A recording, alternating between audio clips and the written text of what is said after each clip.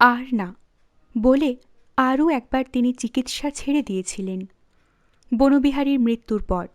তখন ভেবেছিলেন, আর কেন, পূর্ণাহুতি তো হয়ে গেল। কেউ ডাকতে এলে বলতেন, ভেবে নিও মশাই মরে গেছে। শোক দুঃখ কতটা তা ঠিক তিনি আজও বলতে পারেন না। তিনি চিকিৎসক, মহাশয় বংশের শিক্ষা ভাবনা তার মধ্যে। মৃত্যু অনিবার্য এ কথাও তিনি জানেন, এবং শোকও চিরস্থায়ী নয় এও জানেন। জীবনের চারিদিকে ছটা রসের ছড়াছড়ি, আকাশে বাতাসে ধরিত্রীর অঙ্গে 6 ঋতুর খেলা। পৃথিবীর মাটি কণায় কণায় যেমন উত্তাপ এবং জলের তৃষ্ণা, জীবের জীবনেও তেমনি দেহের কোষে কোষে রং ও রসের কামনা। ও না হলেও সে বাঁচে না। মানুষের মনে মনে আনন্দের ক্ষুধা। শোক থাকবে কেন, থাকবে কোথায়? শোকের জন্য নয়, আক্ষেপ ক্ষোভেও নয়, অন্য কারণে ছেড়েছিলেন। প্রথম কারণ, জীবনের সব কল্পনা ভেঙে চুরমার হয়ে গেল। বনবিহারীর মৃত্যুর পরই বনবিহারীর স্ত্রী একমাত্র শিশু পুত্রটিকে নিয়ে চলে গেল পিত্রালয়। গেল প্রথমটায় কিছুদিন পর ফিরবে বলে। বনুস্ত্রী মা বাপের একমাত্র সন্তান, বিষয়ের উত্তরাধিকারিণী। মা বাপ নিয়ে গেলেন সমাদরের সুখে, বৈভবের দুঃখ প্রশমিত করে দেবেন বলে। কিন্তু সেখানে গিয়ে কিছুদিন পরই লিখে পাঠালেন, মন এবং খোকা এখানেই থাক, আমাদের তো আর কেহ নাই, ওই একমাত্র সম্বল। আপনাদের মেয়েরা আছে, দৌহিত্রীরা আছে, আমাদের কে আছে? অবশ্য ক্রিয়াকর্মে যাইবে। আপনাদের দেখিতে ইচ্ছা হইলে যখন খুশি আসিয়া দেখিয়া যাইবেন। ইহা ছাড়াও মনর ওখানে যাইতে দারুণ আশঙ্কা। তাহার ভয়, ওখানে থাকিলে খোকনও বাঁচিবে না। কিছু মনে করিবেন না। সে বলে, যেখানে রোগ হইলে আরোগ্যের কথা ভুলিয়া মৃত্যুদিন গণনা করা হয়, সেখানে আয়ু থাকিতেও মানুষ মরিয়া যায়। এছাড়াও আতর বউ সম্পর্কে অভিযোগ ছিল, তার কঠোর তিরস্কার কাহারও পক্ষেই সহ্য করা সম্ভবপর নয়, ইত্যাদি। সুতরাং আর অর্থ প্রতিষ্ঠা অর্জন কেন, কিসের জন্য? দ্বিতীয় কারণ, মনকে সঁপে দিতে চেয়েছিলেন কুল ধর্ম এবং পিতৃনির্দেশ অনুযায়ী পরমানন্দ মাধবের পায়ে। কিন্তু সেও পারেননি।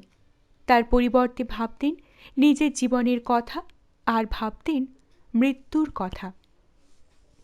পরলোক তত্ত্ব, চিকিৎসা তত্ত্ব, সব তত্ত্ব দিয়ে এই অনাবিষ্কৃত মহাতত্ত্বকে বুঝবার চেষ্টা করতেন।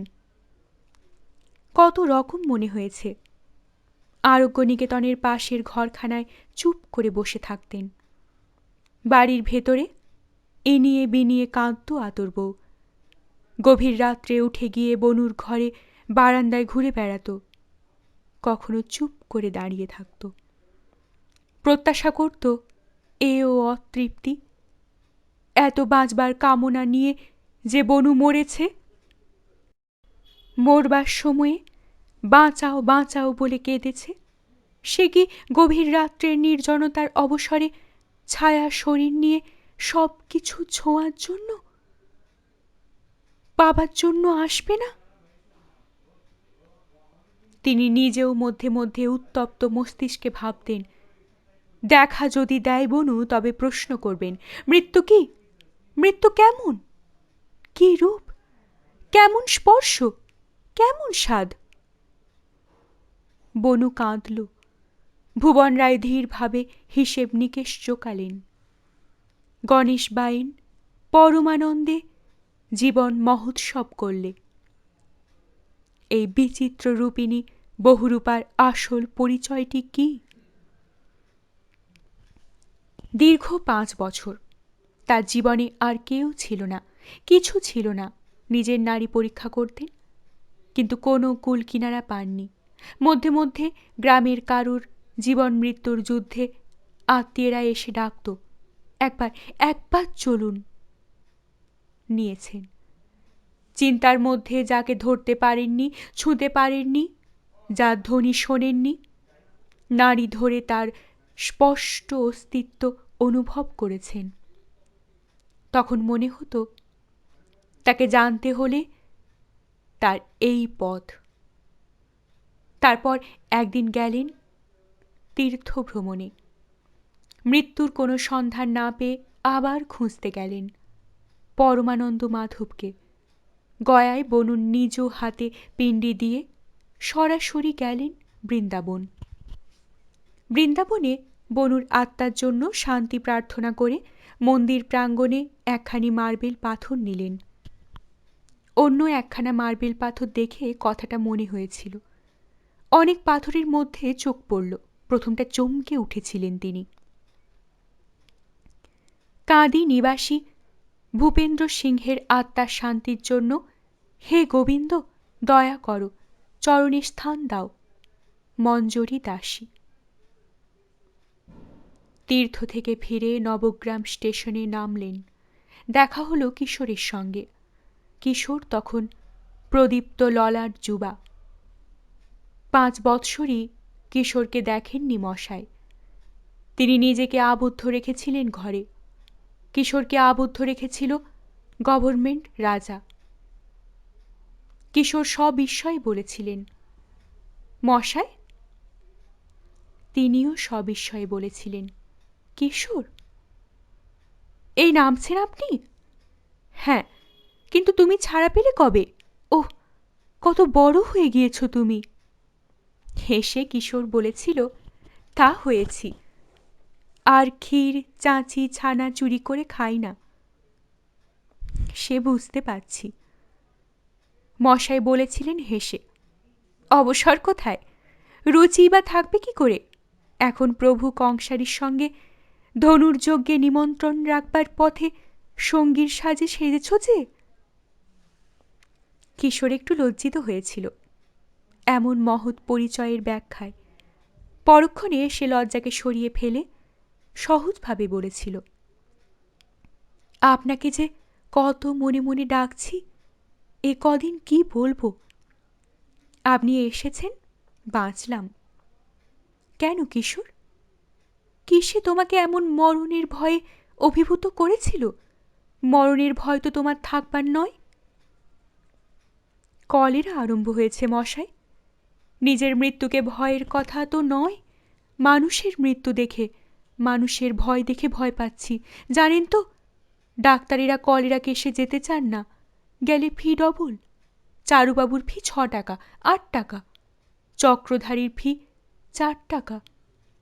আমি হোমিওপ্যাথিক একটু আধটু দিই, কিন্তু ভালো তো জানি না।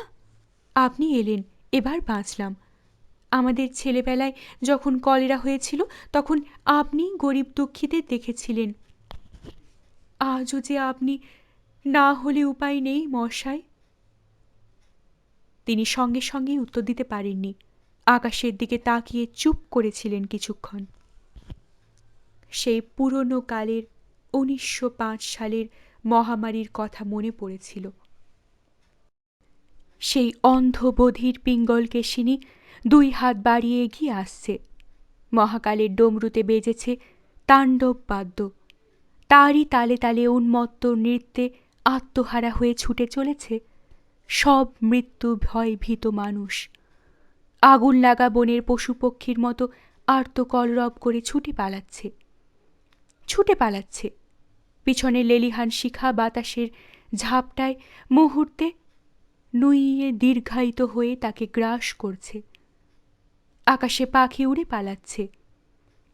আগুনের শিখা লগলগ জিহ্বা প্রসারিত করে তাকে আকর্ষণ করছে।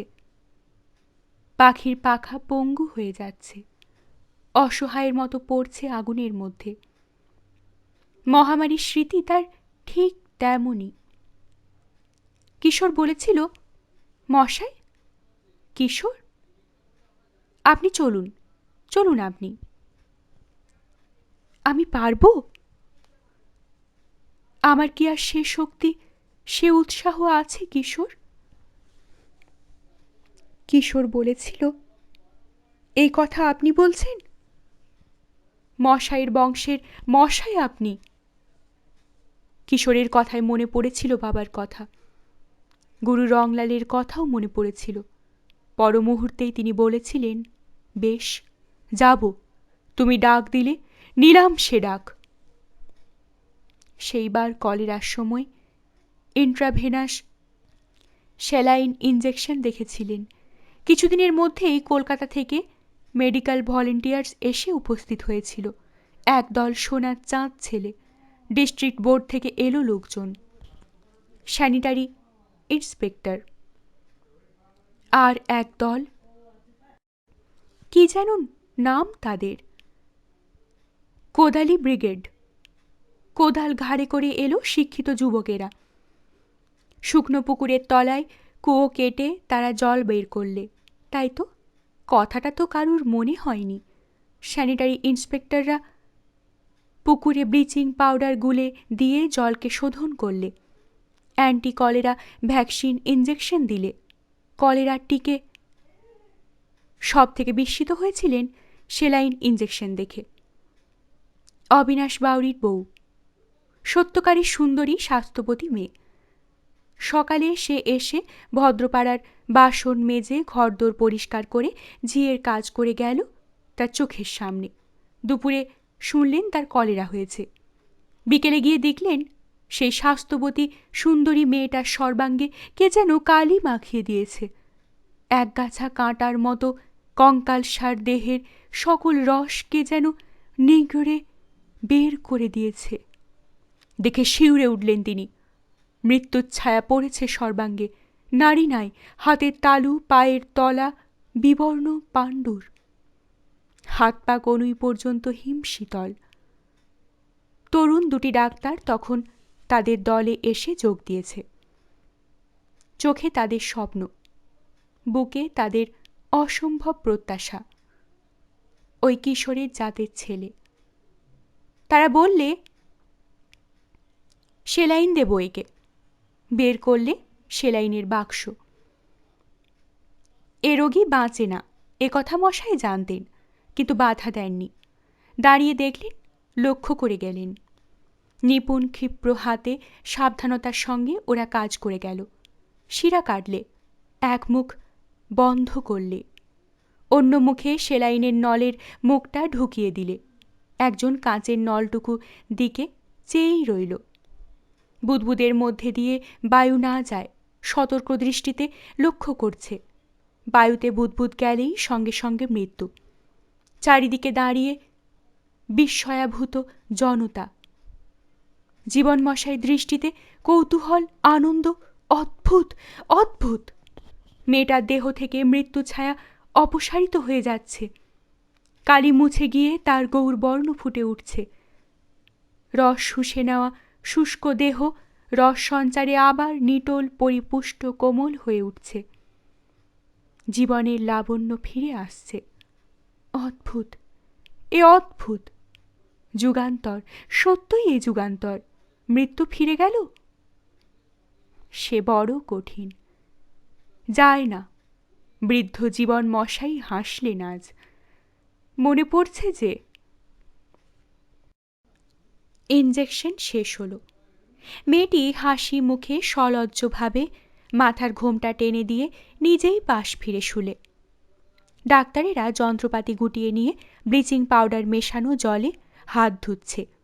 এই সময় হঠাৎ জল ভরা পাত্র ভেঙে যেমন জল গড়িয়ে পড়ে, ঠিক তেমনিভাবে মুহূর্তের মধ্যেই এক রাশি জল গড়িয়ে পড়ল, মলের আকারে নির্গত হয়ে গেল।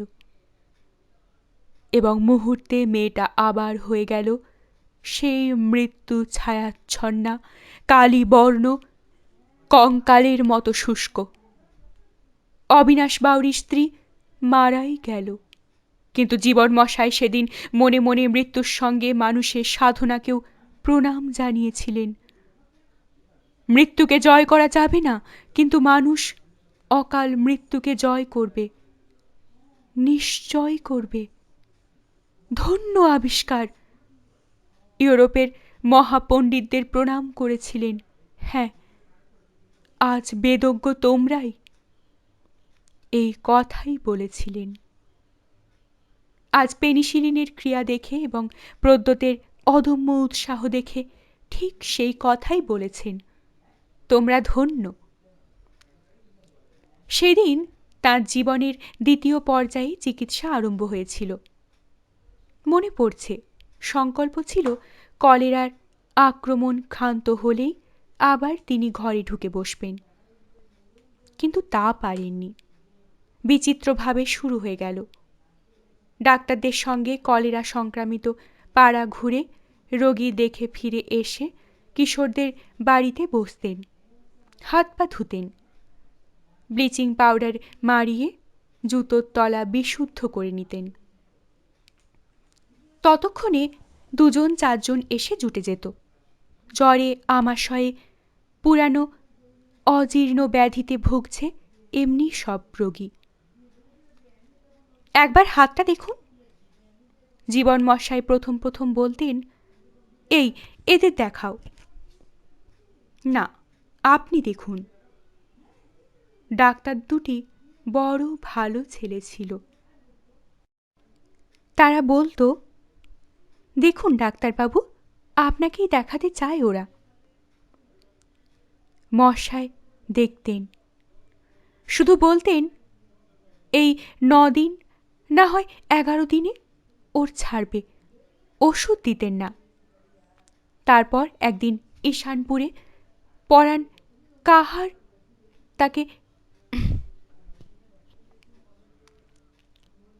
কাহার তাকে টেনে নামালে। সংসারে কত বিচিত্র ঘটনাই ঘটে।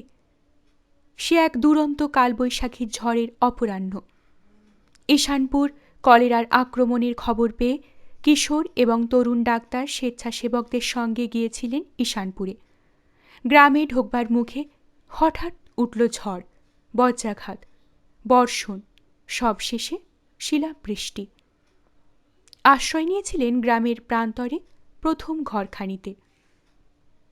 একখানা মাত্র ঘর, কোলে একটা পিঁড়ে, মানে ঢাকা রোয়াক, মেটে রোয়াক। পাশে আর একখানা ছিটে বেড়ার হাত 3 মাত্র উঁচু ঘর। রোয়াকেও স্থান ছিল না। সেখানটা ঘিরে তখন আঁতুর ঘর হয়েছে। ঘরের ভেতর থেকে ক্ষীণ কণ্ঠে কেউ বলেছিল, কোথায় দাঁড়াবা বাবা? বাইরের পিঁড়িতে ঘিরে আমার পরিবারের সন্তান রয়েছে, ভেতরে আমি রোগা মানুষ শুয়ে আছি। 3টে শুয়োর আছে, 5-6টা হাঁস আছে। আপনারা বরং এক পাশে কোনো রকমে দাঁড়াও। তাই দাঁড়িয়েছিলেন। মসিবর্ণ মেঘ থেকে শিল ঝরছিল অজস্র ধারে। বিচিত্র সে দৃশ্য। লাখে লাখে শূন্য মণ্ডলটা পরিব্যাপ্ত করে ঝড় ধারে ঝরছিল। সবুজ পৃথিবী সাদা হয়ে যাচ্ছিল। অনেককাল এমন শিলাবৃষ্টি হয়নি। মশাইরা ভাবছিলেন, মাঠে আজ কতজন কত জীবজন্তু জখম হবে, মরবে। আবার পৃথিবী বাঁচল, শান্ত হল, শীতল হল। কিশোর কর্মী হলেও কবি মানুষ। ছেলেবেলা থেকে পদ্য লেখে। কিশোর মুখে মুখে পদ্য তৈরি করেছিল। তার একটা চরণ আজও মনে আছে। খ্যাপার মাথায় খেয়াল চেপেছে, নাচন দিয়েছে জুড়ে। এরই মধ্যে ঘরের দরজার ফাঁক থেকে ক্ষীণ ক্লান্ত কণ্ঠে কে অসীম বিস্ময়ের সঙ্গে প্রশ্ন করেছিল, মশাই, বাবা, আপনি? দরজাটা খুলে গিয়েছিল। বসে বসে নিজেকে ছেঁচড়ে টেনে কোনো রকমে বেরিয়ে এসেছিল এক কঙ্কালসার মানুষ। যুবা না প্রৌঢ় না বৃদ্ধ তা বুঝতে পারা যায়নি। শুধু চুল কালো দেখে সন্দেহ হয়েছিল রোগেই জীর্ণ, বৃদ্ধ নয়। কে রে? লোকটা হাউ হাউ করে কেঁদে উঠে বলেছিল, আমার যে নড়বার ক্ষমতা নাই মশাই, আমাকে চিনতে পারছেন বাবা? কে? ঠিক চিনতে পারছি না বাবা, কি হয়েছে তোমার? আমি হাটকুড়ো কাহারের বেটা পরাণ, আপনকার গেরামে আপনার পেঁজা হাটকুড়ো। হাটকুড়োর ছেলে পরাণ? তারই গ্রামের, তারই পুকুর পাড়ের প্রজাই বটে হাটকুড়ো। পরাণ, সুরবীর পরাণ। বছর কয়েক আগে প্রেমে পড়ে পরাণ বাপ মা জাতি জ্ঞাতি সব ছেড়ে প্রেমাস্পদা একটি ভিন্ন জাতীয় মেয়েকে নিয়ে গ্রাম ত্যাগ করেছিল। সেই পরাণের এই কঙ্কালসার মূর্তি দেখে শিউরে উঠেছিলেন মশাই। তোর এমন চেহারা হয়েছে, কি অসুখ রে? রক্ত উঠছে মুখ দিয়ে বাবা, বমি হয়। রক্ত উঠছে? টিবি? নতুন ডাক্তারেরা শিউরে উঠেছিলেন। আজ্ঞে, লব গ্রামের ডাক্তারখানায় ডাক্তার বলেছেন রাজব্যাধি যক্ষা, জবাব দিয়েছে। বলেই সে আবার ফুপিয়ে কেঁদে উঠে মশাইয়ের মুখের দিকে তাকিয়ে বলেছিল, তবে এইবার আমি বাঁচব, ভগবান আপনাকে ডেকে এনেছেন ঘরে, আমার কপাল। আপনি একবার দেখো বাবা, আমাকে বাঁচাও। ফুরির আর কেউ নাই বাবা। ফুরি পরাণের প্রণয়াস্পদা, তার প্রিয়তমা, যার জন্য সে সব ছেড়েছে। তাকে ও ছেড়ে গেলে তার আর কেউ থাকবে না বলেই পরাণের ধারণা। কিন্তু ফুরি আবার বিয়ে করবে। ফুরিও তার গ্রামের মেয়ে, তার কথাও তিনি জানেন। ফুরি লাস্যময়ী শৈরিনী, তার জন্য বহুজনেই মোহগ্রস্ত হয়েছিল, কিন্তু পরাণের মতো তাকে গলায় বেঁধে ঝাঁপ কেউ দেয়নি। সকরুণ হাসি হেসেছিল তার ঠোঁটের রেখায়, কিন্তু সে হাসি স্তব্ধ হয়ে মিলিয়ে গেল মুহূর্তে। ফুরি এসে দাঁড়িয়েছিল তার আঁতুর ঘরের দরজায়। মশাই, বাবা, আমার কেউ নাই বাবা। তাকে দেখে তিনি অবাক হয়ে গিয়েছিলেন। এই সেই ফুরি? সে শৈরিনীর কোনো চিহ্ন অবশেষ নাই মেয়েটার মধ্যে। সদ্য সন্তান প্রসবের পর সে ঈষৎ শীর্ণ, ঈষৎ পাণ্ডুর, কিন্তু রূপের অভাব হয়নি। লাবণ্য রয়েছে, স্বাস্থ্য রয়েছে, চিক্কণতা রয়েছে। চোখে দৃষ্টিতে গঠনে ফুরির একটি মাধুর্য ছিল, সে মাধুর্যও রয়েছে। নাই শুধু লাস্য চাপল্য, যার ফলে ওকে আর চেনাই যায় না ফুরি বলে। ঠোঁটের পাশে গালে ওটা কি? তিল? ওটা তো মশাই কখনো দেখেননি। তিনি অবশ্য ফুরিকে পথে চলে যেতেই দেখেছেন, দূর থেকেই দেখেছেন। তার মতো মানুষের সামনে ফুরির মতো মেয়েরা বড় একটা আসত না। তাকে দেখলে সম্ভ্রমে পাশে সরে দাঁড়াত। তিলটা ঠিক বনবিহারী স্ত্রী, তার বৌমার ঠোঁটের পাশে তিলের মতো অবিকল। ওহ, বনবিহারী স্ত্রীর, তার পুত্রবধূ ধনী বাপ আছে, মা আছে। এ মেয়েটা সত্যিই আর কেউ নাই।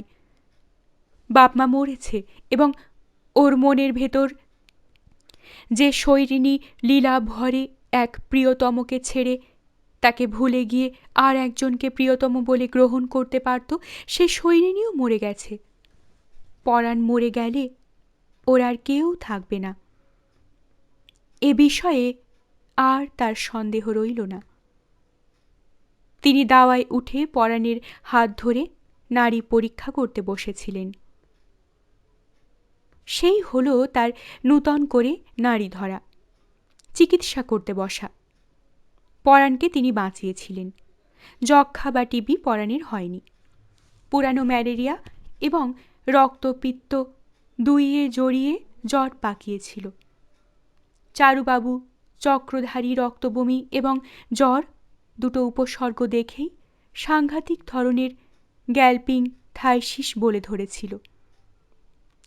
একালে দেশে যক্ষ্মার ব্যাপক প্রসার হয়েছে, তাতে সন্দেহ নেই, কিন্তু সাধারণ ডাক্তারেরা রক্ত এবং জ্বর দুটোকে একসঙ্গে দেখলেই টিবি বলে ধরে নিয়েছিল।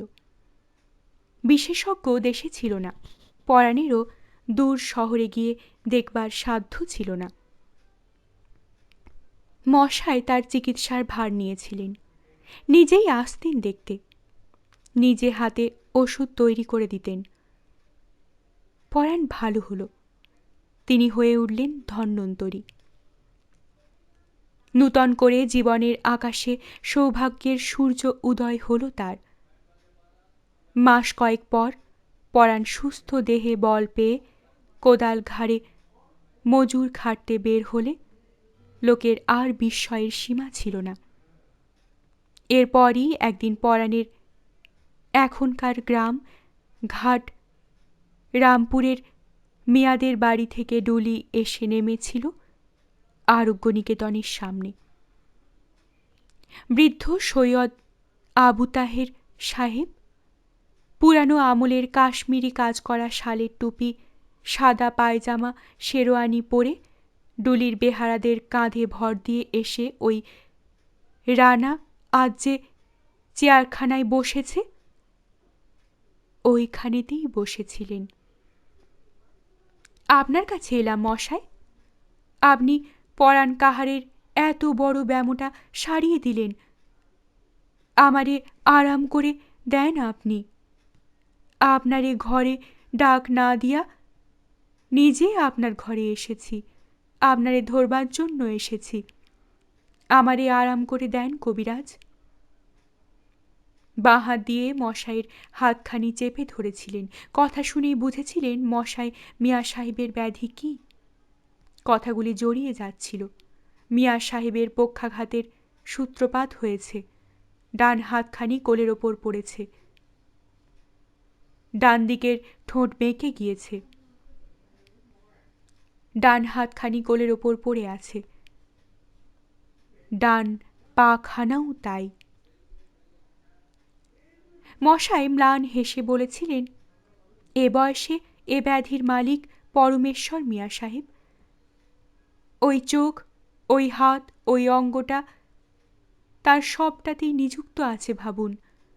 আমার কাছে এর ইলাজ নাই, সে হিম্মতও নাই।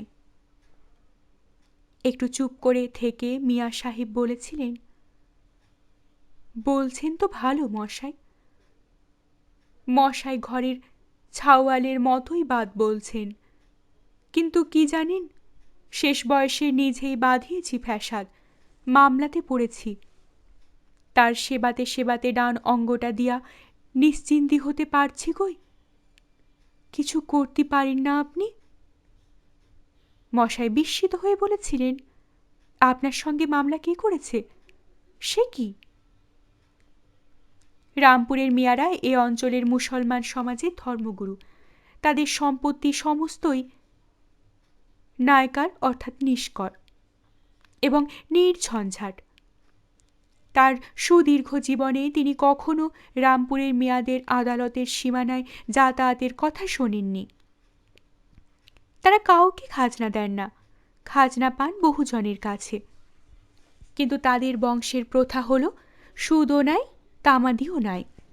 সে প্রথা তাদের প্রজারাও মানে। 50 বছর পরও লোকে খাজনা দিয়ে গেছে, তার সঙ্গে মামলা করলে কে? মিয়া বলেছিলেন, কে করবে মশাই? করছে নিজের বেটা জামাই। ঘরের ঢেকি কুমির হলো মশাই, তাই তো বাঁচবার লাগি এসেছি আপনার কাছে।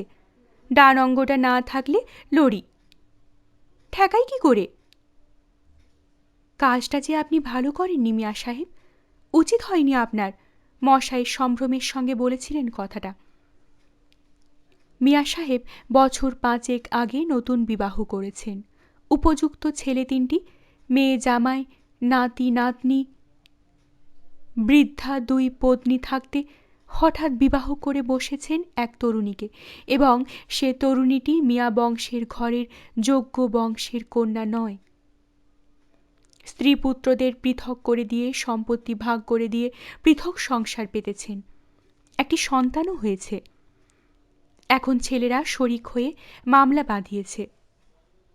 এদিকে মিয়া সাহেবের দক্ষিণ অঙ্গ পঙ্গু হয়ে পড়েছে। মিয়া সাহেব একটা দীর্ঘ নিঃশ্বাস ফেলে বলেছিলেন, হাঁ, এই কালে কাজটা নিন্দার বটে। তবে মশাই, আপনিও শিকালের লোক, আমিও তাই। আমাদের কালের মানুষের কাছে কি 50-60 বয়সটা একটা বয়স? একটু চুপ করে থেকে আবার বলেছিলেন, কারেই বা বলি এ কথা? আপন বয়সী আর বন্ধু ছাড়া বলি বা কি করে? মশাই, প্রথম যখন কাঁচা উমার আমার 16-17 বছর উমার, তখন সে কাঁচা নজরে মহব্বতী হয়েছিল এক চাষির কন্যের সঙ্গে। আমার দিল দেওয়ানা হয়ে গিয়েছিল তার তরে। ধরেছিলাম উহাকে শাদি করব। বাপ রেগে আগুন হলেন। আপনি তো জানেন আমাদের বংশে বাদী কি রক্ষিতা রাখা নিষেধ আছে, নইলে না হয় তাই রেখে দিতেন। আমি গোঁ ধরলাম। বাবা শেষমেশ আমাকে লুকায়ে সেই কন্যের শাদি দিয়া পাঠায়ে দিলেন এক্কেরে 2 জেলার পারে, আমাদের এই মহলে, পত্তনিদারের এলাকায়। মশাই, এতকাল পর হঠাৎ একদিন নজরে পড়ল এক কন্যে, ঠিক তেমনই চেহারা, যেন সেই কন্যে নতুন জওয়ানি নিয়ে ফিরে এসেছে। লোকে অবশ্যই তা দেখে না, তা দেখবে কি করে বলেন? আমার আঁক দিয়া তো দেখে না। তাই ভাই মেয়েটাকে নিকা না করে পারলাম না। মশাই একটু হেসেছিলেন। মিয়া সাহেব বলেছিলেন, আপনিও হাসছেন গো মশাই? তবে আপনারে বলি, আমি শুনেন, এই শাদি করে আমি সুখী হয়েছি। হাঁ, মনে হয়েছে কি দুনিয়াতে যা পাবার সব আমি পেয়েছি। হাঁ, দুঃখ শুধু আয়ু ফুরাই আসছে। দেহখানা পঙ্গু হয়ে গেল। মেয়েটাকে দুনিয়ার মার থেকে বাঁচাতে পারছি না। তার চোখ মুখের সে দীপ্তি দেখে মশাই বিস্মিত হয়ে গিয়েছিলেন। বৃদ্ধের চোখ দুটো জল জল করে জ্বলে উঠেছিল। মনে হয়েছিল তার সমস্ত অন্তরটা যেন প্রবল আবেগে ওই দুটো চোখের জানলায় এসে দাঁড়িয়েছে। বলছে, দেখো, সত্য না মিথ্যা দেখো। মিয়া সাহেব বলছিলেন, মশাই, আমি বলি কি, আপনি আমারে দেখেন, তারপর আমার নসিব, বুঝলেন না? কম্পিত ডান হাতখানা তোলবার চেষ্টা করে ব্যর্থ হয়ে বাঁ হাতের আঙুল কপালে ঠেকিয়ে বলেছিলেন, এটাকে লঙ্ঘা করবার ক্ষমতা কারুর নাই। সে যা হয় হবে। এবার লেগে এত ভাবছেন কেন আপনি মশাই? যিনি যক্ষার নতুন ব্যামো ভালো করতে পারেন, তিনি যদি এই একটা সামান্য ব্যাধি সারাতে না পারেন, তবে দোষটা আপনারে কেউ দিবে না, দিবে আমার নসিবের লিখনকে। মশাই সে কথা শুনেও যেন বুঝতে পারেননি। তিনি চলে গিয়েছিলেন দূর অতীতকালে। অন্তরের মধ্যে কোথায় লুকোনো গোপন আগুনের আঁচ অনুভব করছিলেন। অতি ক্ষীণ ধোঁয়ার গন্ধ পেয়েছিলেন যেন। চোখ যেন জ্বালা করছিল। সত্য সত্যই তার চোখে জল এসেছিল। মনে পড়েছিল মঞ্জুরির কথা। মিয়ার চোখ এড়ায়নি। তিনি বলেছিলেন, ইয়ারই তবে আপনার বংশের বলে মশাইয়ের বংশ? ইয়ারই তরে লোকে আপনারে চায়? রোগীর দুঃখ দরদে যে হাকিমের চোখে জল আসে, সেই ধন্বন্তরী গো। মশাই মুহূর্তে সম্বিত ফিরে পেয়েছিলেন। চোখ মুছে মনে মনে ইষ্টদেবতাকে স্মরণ করেছিলেন। মিয়া সাহেবের চিকিৎসার ভারও নিয়েছিলেন তাকেই স্মরণ করে। বলেছিলেন, তাই হবে মিয়া সাহেব, চিকিৎসা আমি করব। আপনার ভাগ্য আর ভগবানের দয়া? আমার যতটুকু সাধ্য। কই দেখি আগে আপনার হাতখানি। নিজেই তুলে নিয়েছিলেন তার হাতখানি। সেই হয়েছিল আবার শুরু। প্রবাদ রটেছিল, 5 বৎসর ঘরে বসে মশায় বাকসিদ্ধ হয়েছেন। মশায় যার নাড়ি ধরে বলেন বাঁচবে, মরণ তার শিয়রে এসে দাঁড়িয়ে থাকলেও ফিরে যায়। আর যাকে বলেন বাঁচবে না, সেখানে আপন পুরে মরণের টনক নড়ে, সে মুহূর্তে এসে রোগীর শিয়রে দাঁড়ায়। বৃদ্ধ মিয়া সাহেবের হাত ধরে তিনি চমকে উঠেছিলেন। মৃত্যু লক্ষণ তিনি স্পষ্ট অনুভব করছিলেন। ধীরভাবে ধ্যানস্থের মতো অনুভব করে তিনি দীর্ঘ নিঃশ্বাস ফেলে বলেছিলেন, বিষয় নিয়ে মামলায় আপনি বিব্রত বলছেন। মামলা আপনি মিটিয়ে ফেলুন মিয়া সাহেব। মামলা চালাবার সময় আপনার হবে না। 180 দিন, 6 মাস। 6 মাস মামলা মিটায়ে ফেলব? আমি তাই পেলাম। 5 মাসের শেষ দিনে মিয়া সাহেব দেহ রেখেছিলেন। মশাইয়ের নিজেরও যেন বিস্ময় মনে হয়েছিল। এত স্পষ্ট এবং অঙ্কফলের মতো ধারণা এর আগে ঠিক হতো না। যে পিঙ্গলকে শিকে ঘরে বসে চিন্তা করে ধ্যান করে বিন্দুমাত্র আভাসেও পাননি, তাকে তার চিকিৎসা সাধনার মধ্যে বিচিত্রভাবে অনুভব করেছেন। নারী স্পন্দনের মধ্যে, লক্ষণের মধ্যে, রোগীর গায়ের গন্ধের মধ্যে, তার উপসর্গের মধ্যে, গাত্রবর্ণের মধ্যে, এমনকি আঙ্গুলের প্রান্তভাগের লক্ষণের মধ্যে সেই পিঙ্গলকেশীর অস্তিত্ব অনুভব করতে পারছেন। মধ্যে মধ্যে আরও বিচিত্র অনুভূতি তার হয় এবং হয়েছে। আজই অতসীর ছেলের কাছে বসে বারবার অনুভব করেছেন। তার অশরীরী অস্তিত্ব দরজার মুখ থেকে পা পা করে এগিয়ে আসছে মনে হয়েছে। আবার পেছিয়ে চলে যাওয়ার স্পষ্ট অনুভব করছেন। রিপু প্রভাবমুক্ত নিষ্পাপ শিশু বলেই সে ওষুধের ক্রিয়া মনে ফিরে গেল। কিন্তু প্রদ্যোৎ বীর সাহসী যোদ্ধা, বীরের মতো যুদ্ধ করেছে। অস্ত্রও তেমনি অদ্ভুত শক্তিশালী, অদ্ভুত। নিজের জীবনে আক্ষেপ থেকে গেল। ডাক্তারি পড়া তার হয়নি। হলে এ বয়সেই এ শাস্ত্র নিয়ে ব্যাধির সঙ্গে সংগ্রাম করতেন তিনি। হয়নি, এক সর্বনাশীর জন্যে। একটা দীর্ঘ নিঃশ্বাস ফেলে নিজেকে নিজে বললেন, থাক, আর না। ভালো লাগলে অবশ্যই লাইক করবেন, শেয়ার করবেন। পরবর্তী পর্বে চোখ রাখতে চ্যানেলটিকে অবশ্যই সাবস্ক্রাইব করবেন ও প্রতিটি পর্ব মিস না করার জন্য বেল আইকনটি প্রেস করবেন। আপনাদের অভিমত কমেন্ট বক্সে অবশ্যই জানাবেন। অনেক ধন্যবাদ। নমস্কার।